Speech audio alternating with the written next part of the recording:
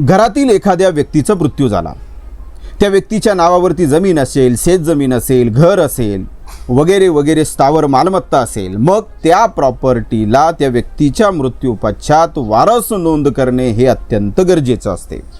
मग तुमच्या मनात जर प्रश्न असेल की त्या व्यक्तीच्या मृत्यूपश्चात ही वारस नोंद नेमकी कधी केली पाहिजे, तर सोप्या भाषेमध्ये त्याचं उत्तर असं आहे, खातेदाराच्या मृत्यू झाल्यानंतर त्याचे कायदेशीर जे वारस आहेत त्याच्या मृत्यूपश्चात ते निश्चित करून महसूल अभिलेखात त्याची नोंद करण्याची प्रक्रिया म्हणजेच वारस नोंद असते।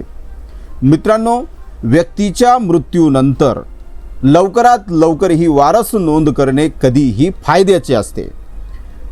मित्रांनो, व्यक्तीचा मृत्यू झाल्यानंतर 21 दिवसाच्या आत त्याच्या मृत्यूची नोंद करणे हे कायद्याने अपेक्षित असते। आता ही नोंद तुम्ही कुठे कराल? जर तुम्ही ग्रामपंचायत क्षेत्रात असाल तर तुम्ही ग्रामपंचायतीमध्ये त्याची नोंद करा। जर तुम्ही नगरपालिका, महानगरपालिका, नगरपंचायत ज्या काही क्षेत्रात तुम्ही असाल त्या ठिकाणी त्या कार्यालयात जाऊन मृत्यूची नोंद करणे हे अपेक्षित असते।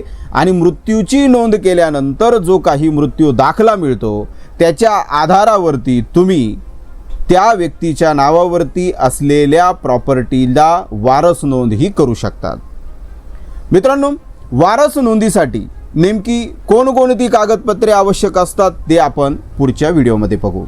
धन्यवाद मित्रांनो।